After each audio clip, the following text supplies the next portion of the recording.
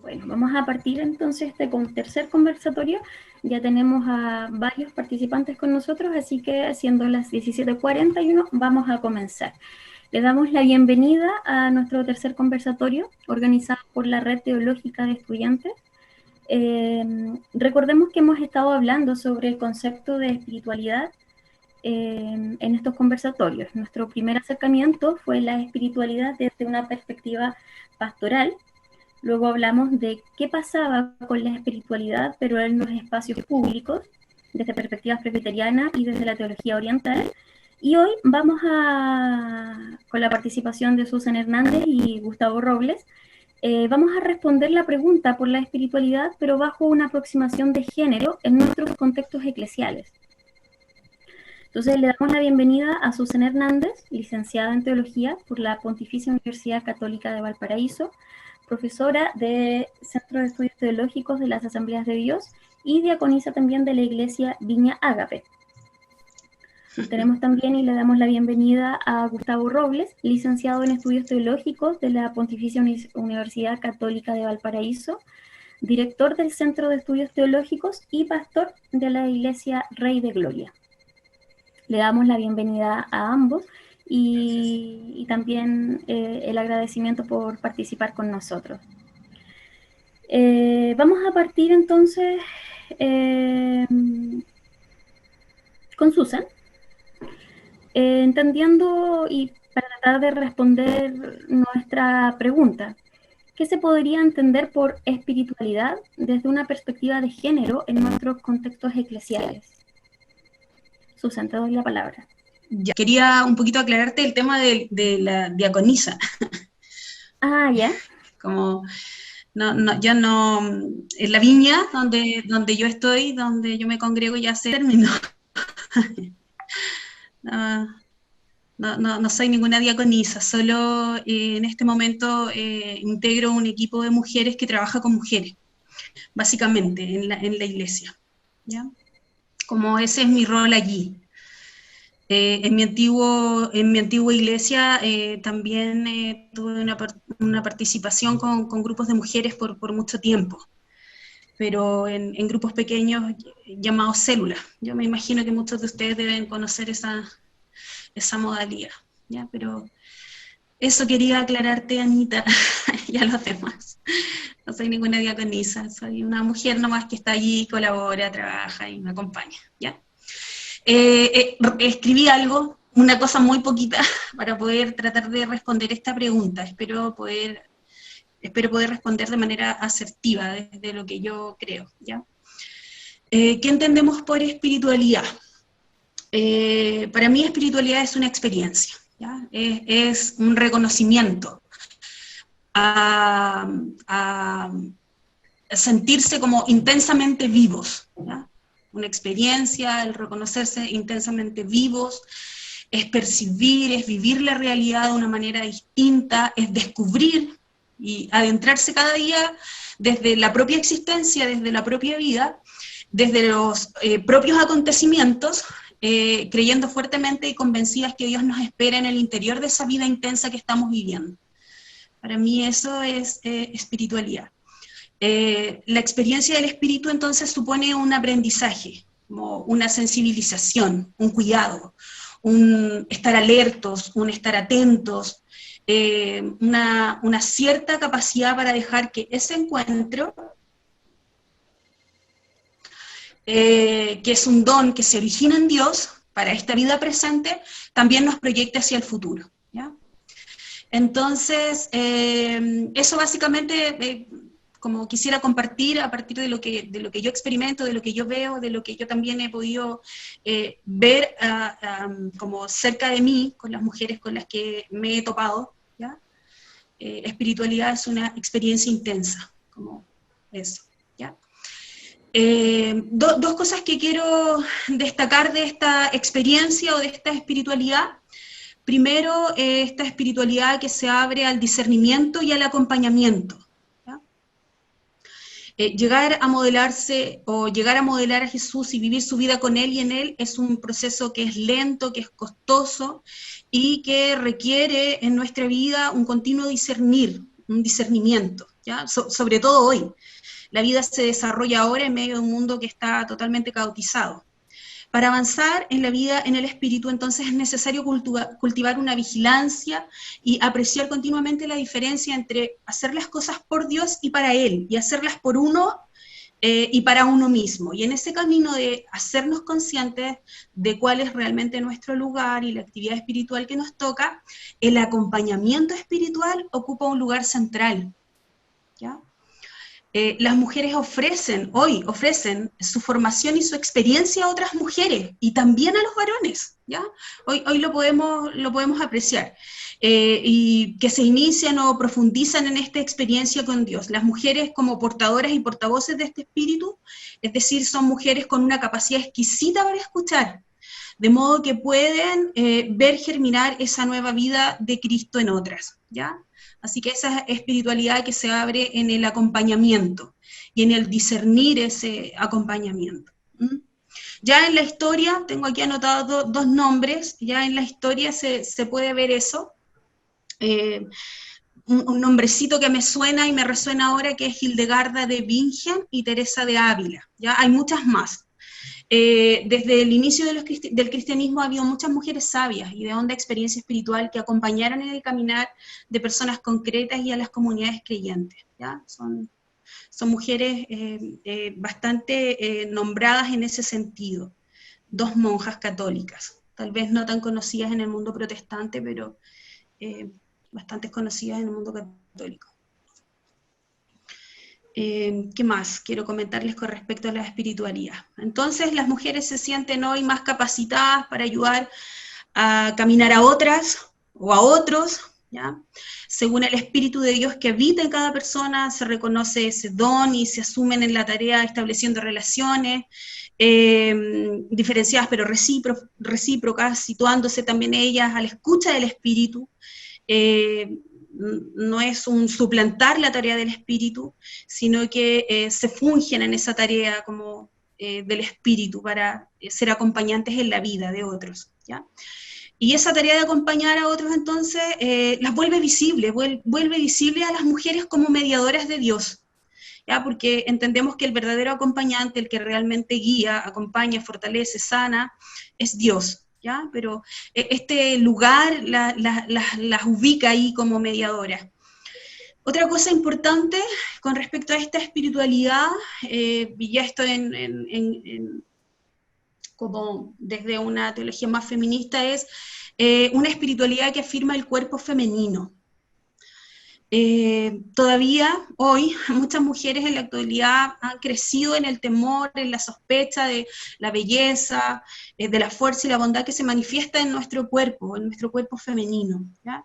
Más aún que han crecido convencidas de que su cuerpo las aleja de Dios, ¿ya? Todavía se hace muy consciente en nosotras esta tipología de la mujer ramera, de la mujer virgen o de la mujer madre, que es determinada por su cuerpo, pero es sobre todo en forma de amenaza, ¿ya? Porque la teología ha tratado e incluso demonizado el cuerpo de las mujeres.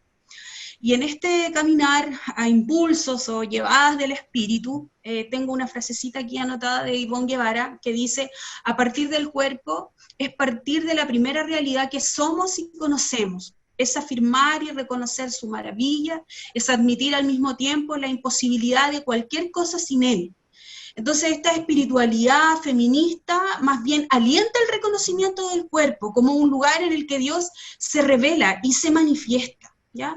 Una espiritualidad feminista, por lo tanto, entonces niega una distinción jerárquica como neoplatónica entre el espíritu como algo bueno y el cuerpo como algo malo, que ha conducido a un menosprecio de este último. ¿Ya? Entonces esta espiritualidad feminista critica, sospecha, además de aquellas dinámicas sociales que ignoran el cuerpo femenino, que lo excluyen o muestran una preferencia selectiva por los cuerpos, afirmando en cambio que todo cuerpo es un espacio donde Dios se revela y hace llegar su palabra.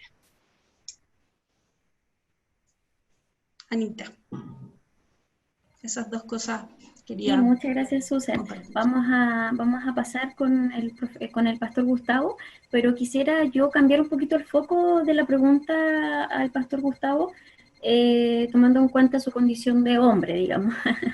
Entonces, desde una perspectiva de género, ¿cómo podríamos abordar el tema de la espiritualidad, pero desde un lenguaje religioso nuevo o desde conceptos nuevos, como son el concepto, por ejemplo, de las nuevas masculinidades?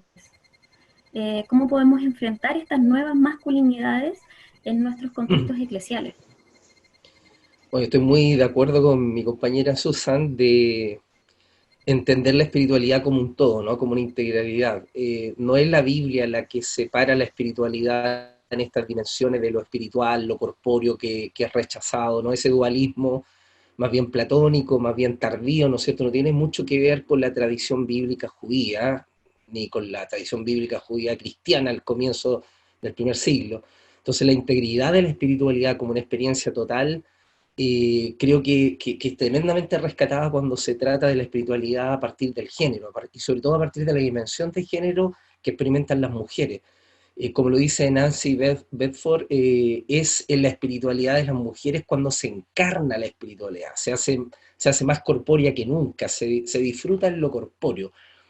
Y obviamente esa espiritualidad no se puede vivenciar a plenitud si no hay un cambio en la estructura de cómo la iglesia entiende esa espiritualidad, ¿no? Y esa espiritualidad obviamente se tiene que comprender a partir de la equidad, se tiene que partir entendiendo desde esta experiencia que comparten hombres y mujeres. Y si la espiritualidad la vamos a encarnar a través de la experiencia de las mujeres de fe, los varones nos corresponde ser exactamente lo mismo. Construir nuevos paradigmas de espiritualidad desde nuevas masculinidades que comprenden y entienden de que la fe no se puede seguir dimensionando, ni la espiritualidad se puede seguir captando ni viviendo a partir de experiencias patriarcales o experiencias misógenas o experiencias de dominio desde la masculinidad, desde, no solamente de los conceptos de liderazgo, sino de los conceptos de experiencia espiritual comandada generalmente por los varones, históricamente en la iglesia, negada, esos espacios negados a las mujeres. Recuerda que desde tiempos, desde el primer siglo, desde tiempos bíblicos, los judíos en la sinagoga separaban a las mujeres del espacio donde estaba la minada o el lugar donde los varones tenían su espacio de estudio bíblico o de estudio de la palabra, su espacio de litúrgico, de confraternidad, estaba negado a las mujeres, aún más en el templo, en el primer siglo solo los varones podían llegar hasta el lugar donde se entregaban ofrendas, sacrificios, y las mujeres estaban relegadas al patio de las mujeres, prácticamente compartiendo ese espacio con los gentiles, ¿no? Esa espiritualidad patriarcal, esa manera de entender la fe patriarcal, con una masculinidad bastante hegemónica y enfermiza, se fue permeando también a la iglesia de los primeros siglos, sobre todo más aún en el medievo, y la hemos heredado. Hemos heredado esa estructura y así lo entendemos en nuestros espacios litúrgicos, en nuestras comunidades de fe, una espiritualidad liderado por lo masculino, con símbolos masculinos, con un Dios que se expresa en lo masculino, con una liturgia que está impregnada de señales masculinas y con actitudes que plantean que lo masculino como espiritualidad es superior a lo que puedan expresar las mujeres. Entonces, obviamente se requiere, hoy más que nunca, un cambio de paradigma en ese tipo de masculinidades. Requerimos estructurar masculinidades más equitativas, de alteridad, de reciprocidad, de profundo respeto, de compañerismo, de construir juntos esa espiritualidad, varones junto a las mujeres. Es un trabajo bastante complejo y arduo en nuestras realidades de fe hoy en día.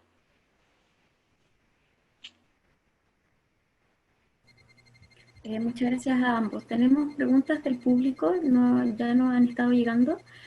Juan Vidal pregunta, a la luz de los formatos eclesiales que por lo general excluyen a las mujeres de las dimensiones políticas o directivas de las iglesias, ¿de qué manera esta experiencia diluye u opaca la espiritualidad en la cristiandad contemporánea? ¿Qué hemos perdido con estas prácticas?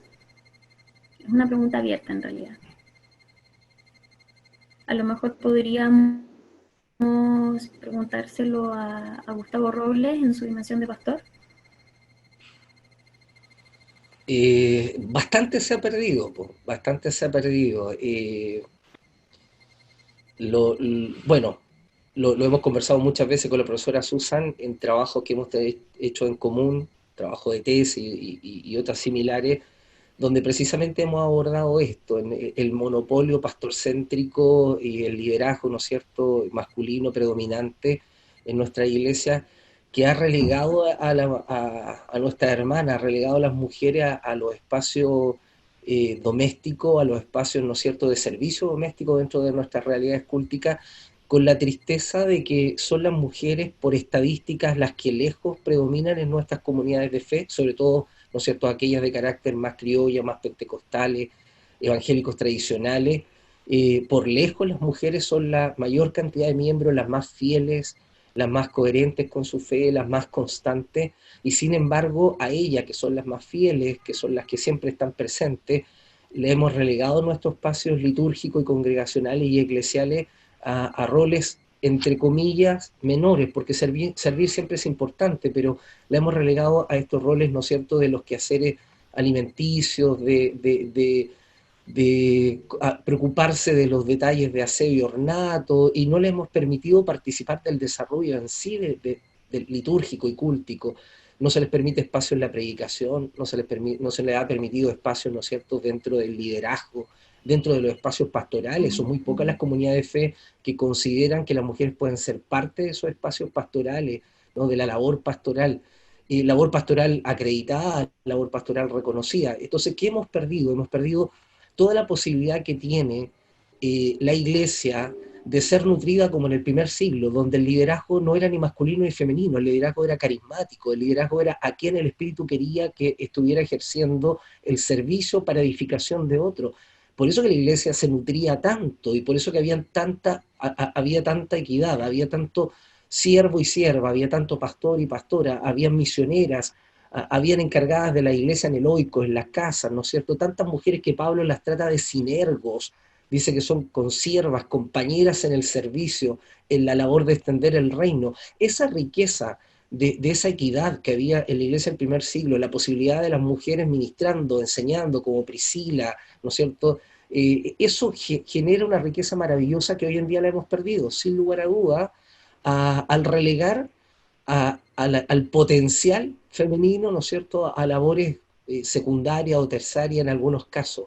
Hemos perdido, obviamente, esa riqueza, la hemos disminuido solamente en el ejercicio masculino de la fe, en el ejercicio masculino de lo eclesial y de lo litúrgico, pero es recuperable. Hay comunidades de fe que han hecho los cambios pertinentes, que han logrado, y no por una cuestión, Anita, no por una cuestión de equidad numérica, no simplemente por ya tener la misma cantidad de líderes masculinos que femeninos, sino por una cuestión de justicia, por una cuestión de que el Evangelio demanda eso.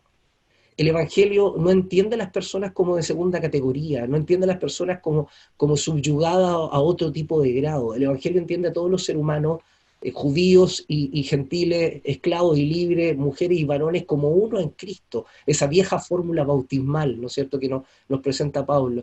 Sin lugar a dudas que las iglesias que entienden eso, que logran utilizar todo el potencial, todos los carismas, toda la gracia de hombres y mujeres sirviendo juntos, liderando juntos, ministrando juntos, se vuelve una iglesia tremendamente rica, inmensamente dotada, no solo de lo carismático, no solo de los dones, no solo de los servicios, sino que también de su misión. Se abre una misión sin límites prácticamente. Susan, Carlita, una participante pregunta, ¿cómo ahora hacer reflexionar y darle importancia al ministerio de la mujer en las comunidades eclesiales? Te lo pregunto a ti, justamente por tu ministerio o por tu trabajo en la iglesia, que nos contabas que trabajabas con mujeres. ¿Qué trabajaban con mujeres? Bueno, yo creo que el hacer partícipe a las mujeres en las decisiones, como en lo político en la iglesia, yo creo que es un medio para eso. Como si en la mesa directiva de una iglesia hay solo varones, obviamente que las mujeres siempre van a estar relegadas en cualquier cosa que la iglesia quiera hacer, ¿no? Entonces yo creo que insertar a las mujeres en el mundo político dentro de la iglesia es un camino como en estas mesas que no sé yo cómo funcionan todas las iglesias, ¿ya? Como, he estado más ligada a como el mundo pentecostal por el trabajo de mi tesina, y puedo ver ahí que en estas mesas directivas solo hay varones. En el caso mío particular, en La Viña, por ejemplo, en las mesas directivas de las iglesias hay muchas pastoras, hay muchas mujeres. Así que el trabajo con las mujeres es un trabajo tremendamente relevante y que saca adelante muchos de los proyectos que hay dentro de La Viña. ¿Ya? Las mujeres tienen un lugar muy relevante allí. No así lo que yo he podido ver y percibir en otro tipo de lugares, como iglesias pentecostales, por ejemplo.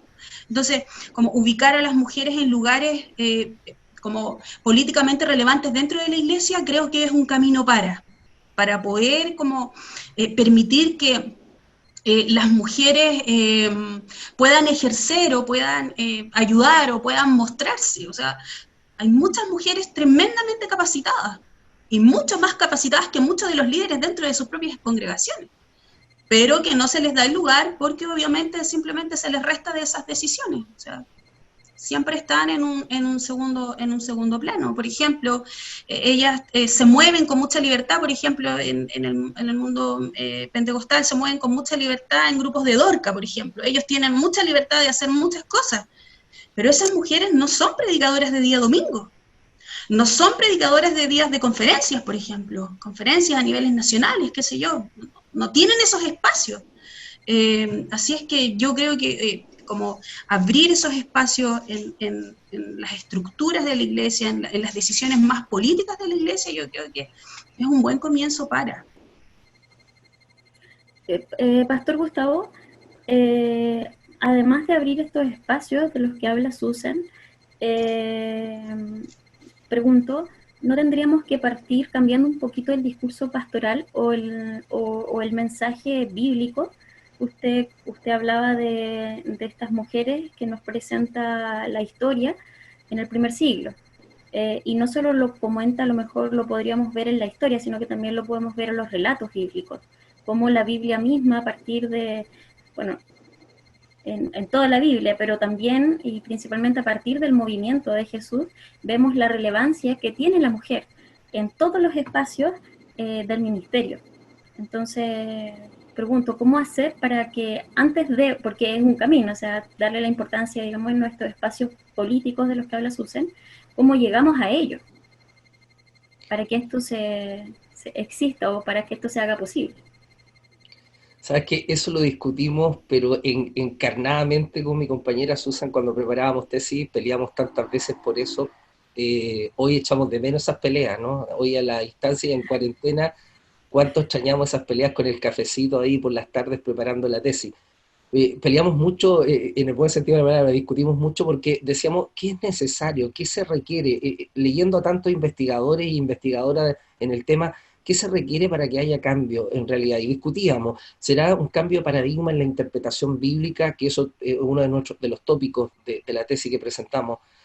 ¿Será un cambio de paradigma en cómo se interpreta la escritura, ya no interpretarla en clave masculina, sino que mirarla, ¿no es cierto?, con una exégesis distinta, contextual, con una mirada, ¿no es cierto?, distinta?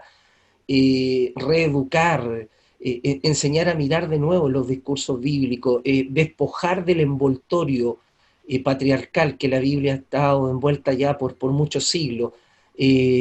Pensábamos que esa podía ser una alternativa, que el discurso evangélico, sobre todo más tradicional, le da demasiada importancia, por ejemplo, a la interpretación de los códigos domésticos del primer siglo, que relega a la mujer, por derecho romano, relega a la mujer a lo doméstico, al espacio privado, al cuidado del honor, de no avergonzar al pater familia, ¿no es cierto?, o al esposo.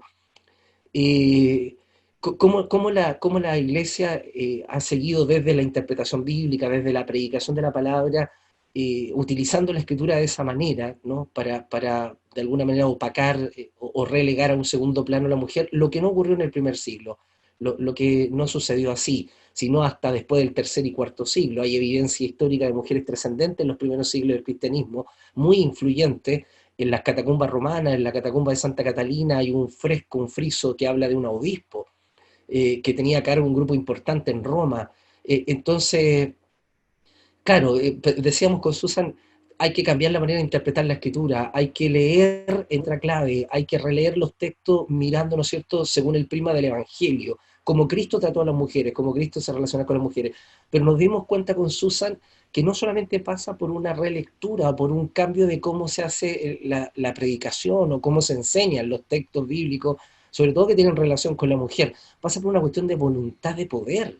Lo que pasa es que los varones no queremos perder la hegemonía del poder que hemos tenido por siglos dentro de la iglesia. Recuerda de que la eclesía, la iglesia hoy en día, es uno de los pocos bastiones donde todavía los varones permanecen, ¿no es cierto?, al poder única y exclusivamente, ¿no? Tanto en la iglesia católica como en la iglesia evangélica en general. O sea, no son muchas las iglesias evangélicas donde las mujeres tienen la oportunidad de desarrollar ministerio y también desarrollar en los espacios de administración política. Son muy pocos, casi contados con los dedos de la mano. Los varones, nos damos cuenta nosotros que los varones no queremos perder eso, no tenemos la voluntad, no tenemos las ganas, nos negamos a una relectura del texto, que nos hable de una lectura equitativa que mire a las mujeres como iguales, no queremos eso. No queremos perder el espacio de dominio y poder que se nos ha asignado por tantos siglos. No queremos dejar de ser cabeza, kéfale, no queremos dejar de ser los sacerdotes del hogar, de la iglesia y de cuánto espacio público haya. Nos dimos cuenta que es una cuestión de voluntad, es una cuestión casi del alma, casi del ser. El Es una espíritu. estructura. Sí, es una Volviendo, estructura. sí, y volviendo justamente al mundo pentecostal del que han mencionado ustedes, Víctor nos hace una pregunta, dice, la mujer es muy importante dentro del mundo pentecostal. ¿Cuál ha sido el gran aporte de la espiritualidad de la mujer en el pentecostalismo? Mira, todo el trabajo que hicimos de pentecostalismo fue como... Es muy paradójico todo lo que se da dentro. Bueno, de hecho, porque se parte de la base de que la religión es una cuestión paradójica, ¿ya? Algunos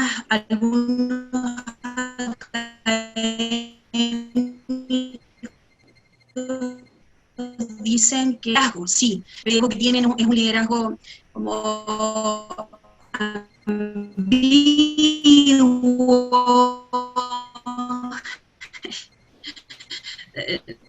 no está bien definido ese liderazgo. Tiene un movimiento pentecostal, es el movimiento pentecostal porque es un movimiento de mujeres, que fue una declaración súper fuerte que nuestro profesor guía se mostró muy al contrario de lo que estábamos diciendo. El movimiento pentecostal es un movimiento de mujeres, entonces no podríamos no decir que todo lo que ellas han aportado y han hecho para que el movimiento sea, o sea, sería una injusticia decir que ellas no han aportado, obviamente, en el avance del Evangelio, en la construcción de sus propios templos, ¿ya? Como en la asistencia que tienen en sus propias prácticas, como visitadoras de hospital, como ejemplo, y todo ese, en ese ámbito donde ellas se mueven, obviamente que ellas han ha sido un aporte grande, gigantesco en el avance del pentecostalismo, por así decirlo, que es donde yo más o menos he estado investigando. El punto es que no hay un reconocimiento de eso. De hecho, nombrar los años, estuve en una charla donde se estaba hablando del protestantismo en Chile y se hizo un recorrido por los personajes y no se nombró a ninguna mujer en la charla, a ninguna. Y eso es omitir absolutamente lo que las mujeres han hecho y cómo han aportado para que el evangelicalismo en Chile tenga los números que tiene hoy. Estamos hablando de 17, 18, 20%, encontré por ahí una encuesta que se hizo en la Universidad Católica la semana pasada. Entonces, como no decirlo, no contarlo, no reconocerlo, es negar lo que ellas han podido aportar. Gracias, Susan. Pregunta para el pastor Gustavo. Juan pregunta, dice, en el marco del creciente interés actual por el estudio de las lenguas bíblicas por parte de las nuevas generaciones de evangélicos, ¿Será posible que el estudio del hebreo bíblico nos permita abrir un espacio de resignificación de espiritualidad? Sin lugar a duda, aportan, ¿no? Sin lugar a duda. El estudio de las lenguas bíblicas en nuestros seminarios a las nuevas generaciones les permite acercarse al texto desde otras dimensiones. Por ejemplo, darnos cuenta lo inclusiva que es la lengua bíblica hebrea como lengua semita, ¿no es cierto? Y la facilidad que el hebreo tiene para traspasar las palabras masculinas al femenino, por ejemplo. Algo que en el español no lo encontramos. Yo siempre, cuando hablo con los estudiantes, les digo, hay quienes dicen, oye, qué lata esta cuestión, esta moda del todes, de ocupar el neutro, ¿no? Ocupar el neutro para referirse a un grupo humano. Cuando el español ya es inclusivo, si diciendo todos, ahí ingresan hombres, mujeres, niños, ancianos. No, o sea, seamos honestos, el español no es una lengua inclusiva, no es una lengua, ¿no es cierto?, que sea comunitaria, es una lengua, el castellano es una lengua noble, aristocrática, que se impuso por la fuerza en la península ibérica después de la expulsión de los musulmanes, de los otomanos, es una lengua señorial, es una lengua patriarcal, que le niega posibilidades a las mujeres, por eso que existen palabras en español que es imposible feminizarla. O sea, ¿quién conduce un barco? Un piloto, no una pilota, por ejemplo, ¿no? Tenemos conflicto con palabras, hablamos de la presidente, ¿no? O la presidenta, no existe, porque en el español se negaba, pero el hebreo es tremendamente inclusivo, tú feminizas las palabras hebreas con una facilidad increíble, desde el comienzo, desde el Génesis. Si es que él es Ish, su compañera es Isha, y la feminiza, ¿no? Si él es rey, Melech, su compañera es Meleja, y es la reina.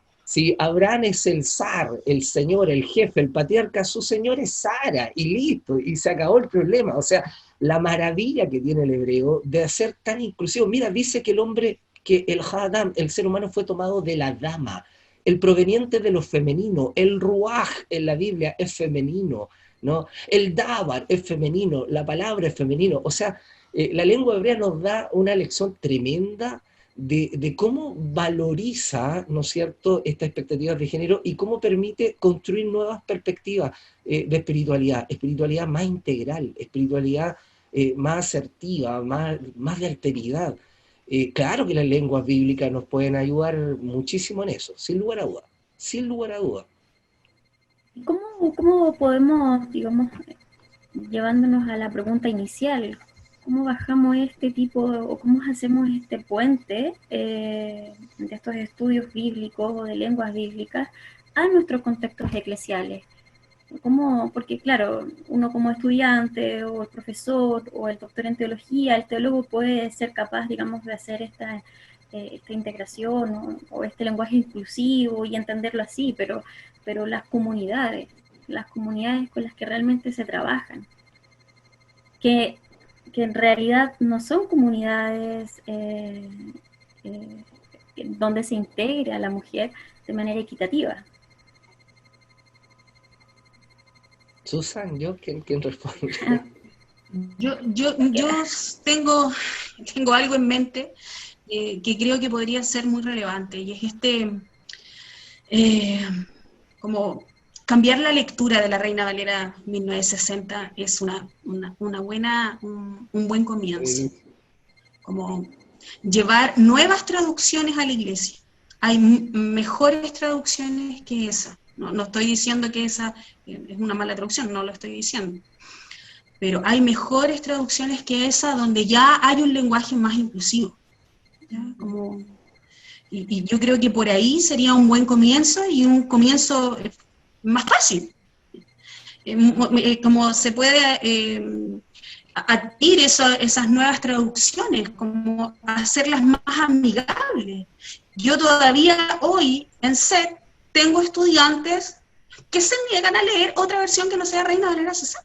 Entonces, partir por ahí yo creo que es crucial. Nuevas traducciones, mejores traducciones, más amigables, más inclusivas en la terminología. Yo creo que partir por ahí es algo que todos podemos hacer, y es algo fácil que podemos hacer, o sea, como desde las personas que predican, por ejemplo. Todavía hay pastores que dicen, como satanizando a la NBI, por ejemplo, cuestiones tan extrañas que todavía se escuchan en la iglesia hoy día. Entonces, eso es lo que yo creo, ¿ya?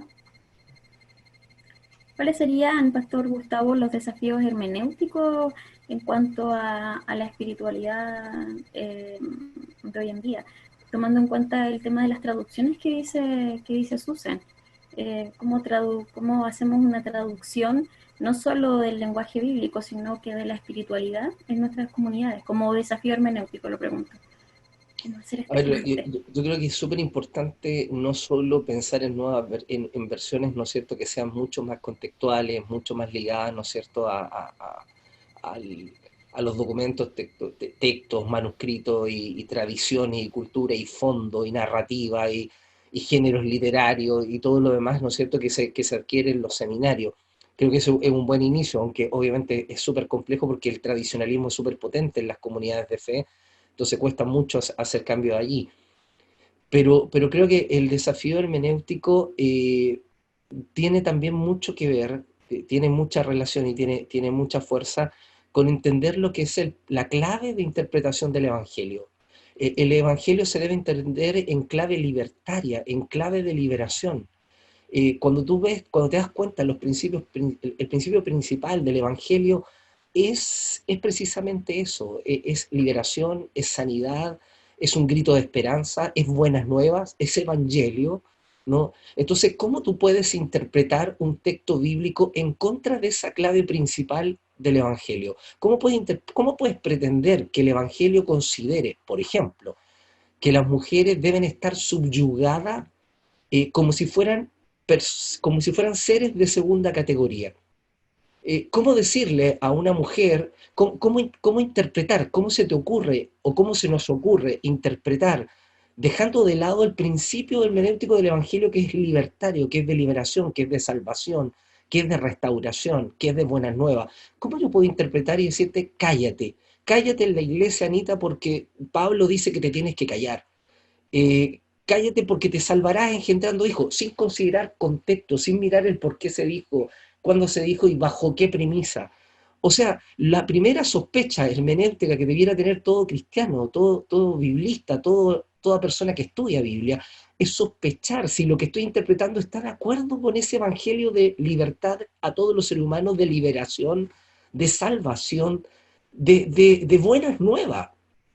¿Cómo es posible que interpretemos en contra de esa clave del Evangelio? Yo creo que ahí está uno de los grandes desafíos, hacer conciencia de que ningún pasaje de la Escritura se podría interpretar en contra de lo que el Evangelio es. Hacer conciencia de que hay textos que todo texto hay que filtrarlo, como buenos cristianos, hay que filtrarlo por el mensaje del Evangelio, por el anuncio del Evangelio, ¿no? Fue ese anuncio del Evangelio, Anita, el que permitió que los cristianos entendieran que había que de una vez por todo reivindicar y parar con la esclavitud, porque nuestros hermanos, ¿no es cierto?, en la Confederación del Sur en Estados Unidos hasta eran miembros del Ku Klux Klan, porque consideraban que habían textos que avalaban el que ellos apoyaran la esclavitud, pero si Pablo dice que los esclavos deben someterse a sus amos, ¿no?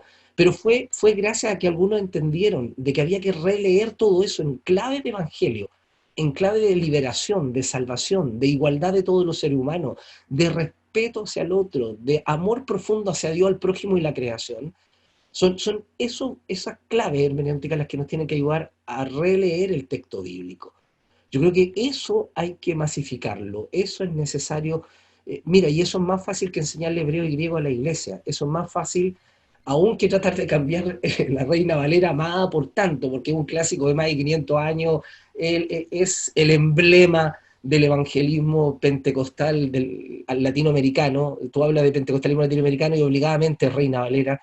eh, Tal vez el cambio de versión va a ser más fácil en las nuevas generaciones que en las generaciones de mi edad hacia atrás, pero plantearle a los hermanos de que cómo podemos leer un texto bíblico en contra de la liberación del Evangelio, en contra de la salud que entrega el Evangelio, en contra de la dignidad que entrega el Evangelio, entonces no es Evangelio.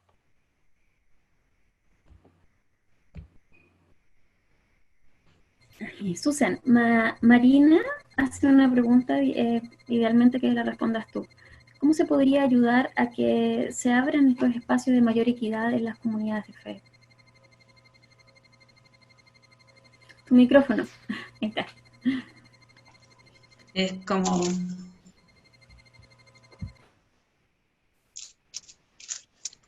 fácil, porque esto también como requiere de algo que nosotras hagamos, como que nosotras como mujeres también podamos como levantar la voz.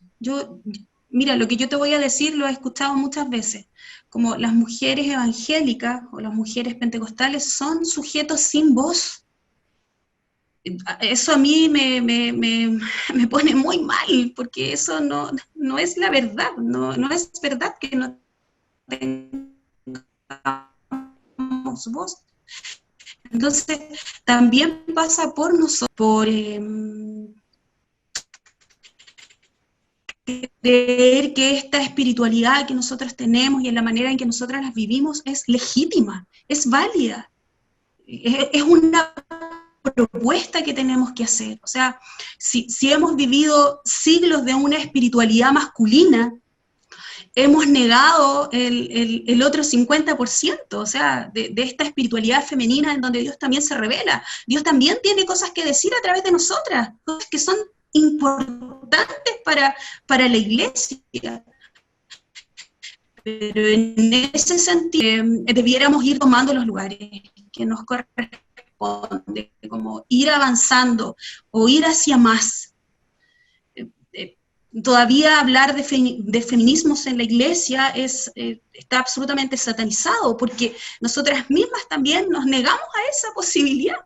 Como, ¿me entiendes? Entonces también tiene que ver con nosotras, también tiene que ver con nosotras, como con un atrevernos a más, con un atrevernos a más, con un cuestionar también la forma en que se han hecho y se han dado las cosas.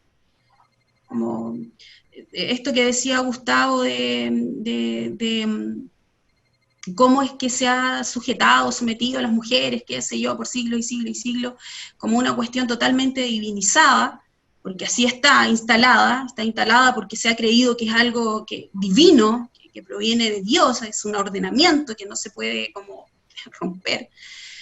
Y en ese sentido, como también estoy de acuerdo con la sospecha, ¿ya? La teología feminista habla mucho de la sospecha, como sospechar esta forma la forma en que hoy se hace la religión en Chile es una forma muy dudosa, como Respecto a muy la dudosa. teología, sí, gracias Susan. Respecto a cualquiera de los dos que quiera responder, respecto a la teología justamente de que decía Susan feminista, Felipe hace la siguiente pregunta, dice, ¿cómo hacemos para poder distinguir o formar entre lo que es una correcta teología de la mujer o lo que es una teología feminista radical? Bueno, la teología feminista radical pone a Dios en el banquillo. Las teólogas feministas ya no están en la iglesia. Así que es muy fácil detectar como ese tipo de pensamiento. Como primero, perder el miedo. Como perder el miedo a la lectura, perder el miedo al conocer, perder el miedo al saber qué es lo que están pensando, cómo es que están razonando la fe ellas, cómo están viviendo su espiritualidad, perder el miedo. Porque inmediatamente detectaremos con qué tipo de corriente feminista nos estamos topando, ¿no? Te lo digo, las feministas más duras, de corrientes más duras, están fuera de la iglesia. Ellas están trabajando fuera de la iglesia, con sus propios espacios, y viven su espiritualidad de una manera muy diferente a la que nosotros vivimos. Porque también se da o la propuesta de religión que tiene la iglesia donde adherimos con espiritualidad, que yo diría que son cosas totalmente diferentes. Hay gente que vive una espiritualidad muy profunda y muy intensa con Dios y no es evangélico, es un católico. Gustavo, ¿Sí? ¿Escucho? sí, con respecto a lo mismo, ¿cómo podríamos distinguirlo? Mira, yo creo que obviamente, como lo dice Susan, los feminismos más radicales no solamente están poniendo a Dios en el banquillo, sino que también la Biblia. O sea, para ellos la Biblia escuchaba y leía a una teóloga feminista que decía que si le sacamos todo lo misógino que es la Biblia, probablemente no nos alcanzaría ni siquiera para un libro, ¿no? Ni siquiera para dejar uno de los textos completos, por todo el quiriarcado y por todo el patriarcado y los símbolos masculinos preeminentes y la agresividad y los textos del terror y todo aquello, ¿no? Todo aquello. Pero yo creo que la teología feminista sana, la teología feminista de la equidad, la teología feminista que es pro mujer y bíblica y espiritual en el sentido eclesial, yo creo que sabe que tiene que construir con ellas y ellos, ¿no? Ellas y ellos. Mira, algo que hemos hablado muchas veces con Susan, que hemos hablado con pastoras, amigas, con mi esposa, con las chicas de la fundación para la que sirvo y trabajo, es que si dejamos a los varones afuera para construir una espiritualidad feminista, al final vamos a tener otra forma de matriarcado, el otro polo, ¿no? Y no vamos a lograr jamás esta equidad que queremos, no vamos a lograr jamás que volvamos a ser hombre, mujer y mago Dei, hombre y mujer reflejo de lo que es Dios, responsables de su comisión, trabajando juntos en respeto, en comunicación, en armonía. Yo creo que una teología sana, una teología feminista sana es la que entiende eso, que nos puede dejar, si queremos hacer transformaciones potentes para que las mujeres no sean agredidas, no sean violentadas y sean respetadas, hay que trabajar con hombres. Tenemos que trabajar los hombres, tenemos que estar involucrados. El feminismo también tiene que ser parte nuestra. En el fondo es la esencia del feminismo, digamos, Exactamente. la equidad de género. Es que algunas teólogas dicen, porque todavía no en la teología feminista, pero en el feminismo en sí, no se llega a acuerdo qué significa género, o cómo se puede utilizar de buena manera la palabra género. Entonces, tontamente se ha hecho como un sinónimo, hablar de género es como sinónimo de mujer, y eso no es así. Hablar de género es hablar de hombre y mujer. Entonces, cuando se quiere hablar de mujeres, se tiene que hablar de mujeres para visibilizarlas, porque también, como detrás de esa palabra género, también se invisibiliza a la mujer. Entonces, creo que ahí hay una especie de como un concepto que se ha aprendido de mala manera, como eso, ¿no? Bueno, vamos a finalizar con esta última pregunta de Juan Balmaceda. Dice, ¿por qué la iglesia protestante es tan reactiva y no activa? Vamos a dejar la oportunidad a ambos para que cerremos con esta pregunta. Podría partir Susan. Sí, o Susan. el pastor. No, adelante, por favor, No, querida Gustavo, compañera. dale, hermano. Por favor, compañera. Dale, Gustavo. Así vamos a estar toda la tarde. Mira, yo creo que son varias las cosas que hace que la iglesia sea reactiva y no esté a la vanguardia o no esté priorizando las acciones o no nos anticipemos. Una de ellas puede ser el que el tradicionalismo, el status quo nos acomoda, a la iglesia le acomoda el cómo estamos, lo que hacemos, desde donde estamos, desde los espacios que estamos. Ese tradicionalismo que es distinto a tradición. La tradición es un valor que la fe siempre ha conservado, que las religiones siempre han conservado, y el cristianismo igual. La tradición es un valor de identidad, pero el tradicionalismo, esto de preservar estructuras como sacralizándola, obviamente no nos permiten reaccionar a los desafíos que el mundo nos va presentando, la vida nos va presentando, la tingencia nos va presentando. Por otro lado, porque también, como lo planteábamos en estas conversaciones, también estamos releyendo mal los textos, también estamos releyendo mal cuál es la misión de la iglesia, estamos entendiendo mal nuestra misión como iglesia cristiana, y no estamos mirando de que debiéramos ser los primeros en alzar la voz con respecto a temas que son tremendamente valiosos.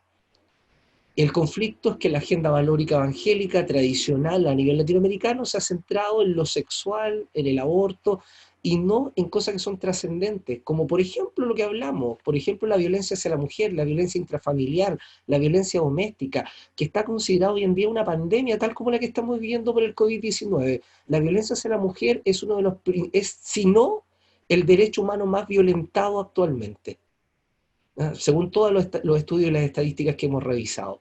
Entonces, pero a la iglesia no le interesa, la iglesia no es pionera en eso, la iglesia no levanta la voz primero, la iglesia no dice vamos a avanzar en esto, y es producto de eso, que estamos tan acostumbrados a lo que tenemos, a la estructura que tenemos, A veces sentimos de que vamos a ser muy progre, que vamos a ser tal vez muy liberales si es que levantamos la voz en situaciones como esta y tratamos de reaccionar antes y no tarde, cuando ya otros lo han hecho, cuando otros ya han... mira, nosotros debiéramos como cristianos ser los primeros en estar defendiendo los derechos de la mujer. Nosotros como cristianos debiéramos ser los primeros en estar trabajando por equidad, por igualdad. Debiéramos ser los primeros en denunciar toda forma de violencia hacia las mujeres, por ejemplo, hacia la infancia. Debiéramos ser los primeros, debiéramos ser pioneros, como el cristianismo del primer siglo fue pionero en tantas cosas. Pero creo que es eso, creo que es un letargo, un tradicionalismo malentendido, una mala mirada de cuál es nuestra misión, un mal concepto de lo que es espiritualidad, esta dicotomía de una espiritualidad que es solo litúrgica y cúltica y que no se materializa, que no es corpórea, que no es del día a día, una espiritualidad castrada, reducida, minimizada, que no entiende que todo lo que nos rodea es parte de nuestra espiritualidad, que todo nuestro quehacer como ser humano es parte de nuestra espiritualidad como cristianos. Entonces, todo eso nos complica y no nos permite reaccionar antes. Y además, Anita, si tú reaccionas antes como parte de la iglesia, capaz que te vetemos. Capaz que si tú comienzas a defender los derechos de las minorías sexuales, te digamos que tú eres una liberal que se va a ir al infierno. ¿Ah? Porque no estás siguiendo la conducta regular de toda de toda la iglesia evangélica. Susan. Se nos perdió la Susan, se nos perdió. Bueno, sí, me robó un poquito la idea. Yo creo que yo creo que la problemática se da mucho en el tema de la dualidad, de cómo vivimos la espiritualidad, como esa espiritualidad cúltica que decía Gustavo. Sí, yo estoy absolutamente en la iglesia, en las formas en que la iglesia se hace, y no es algo que se dé como en nuestro contexto, en nuestra vida diaria, donde nos movemos, donde estamos. ¿Ya? Hay una separación allí, hay un pensamiento dual muy fuerte en el evangélico chileno. ¿Ya? Entender que esa espiritualidad solo se puede vivir dentro del culto, o a través de lo que se hace dentro de la iglesia, por ejemplo. Yo creo que eso es lo que pienso como respuesta. Por eso que siempre vamos siempre vamos detrás, obvio. Si estos temas como contingentes como la violencia hacia la mujer o la violencia hacia los niños o el tema de las minorías sexuales no son temáticas que se conversan en la iglesia, no se conversan, no se abren. Entonces es imposible que podamos ser partícipes de todo este mover que hay fuera. Siempre vamos detrás. Les comentaba que íbamos a cerrar con esa pregunta, pero no, vamos a cerrar con la pregunta con la que cerramos todos los conversatorios. Una reflexión cortita, porque ya el tiempo se nos está acabando. ¿Cuáles serían entonces los desafíos de la espiritualidad en contextos de género?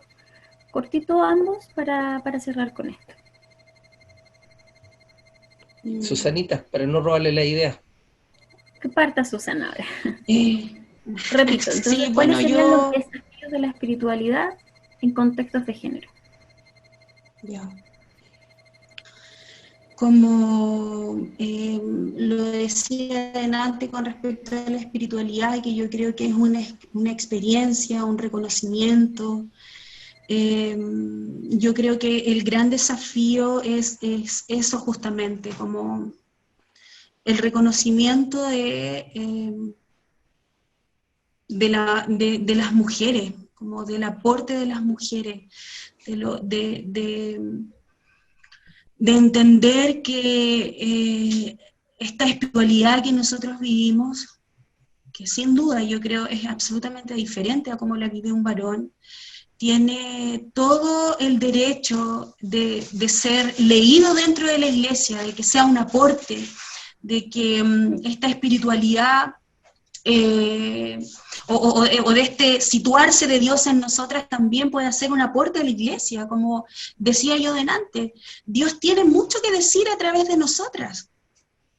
Mucho ha querido decir a través de muchas mujeres que simplemente se les ha negado esa voz o se les ha silenciado en ese sentido. Como Por ahí yo creo que va el gran desafío, el reconocimiento de esta forma de vivir la espiritualidad que tienen las mujeres evangélicas en Chile, o las mujeres pentecostales en Chile, por ejemplo. Reconocer esa forma, darle el lugar, darle la voz, darle los espacios, como caminar también hacia la educación de estas mujeres, como animarlas a que se eduquen, a que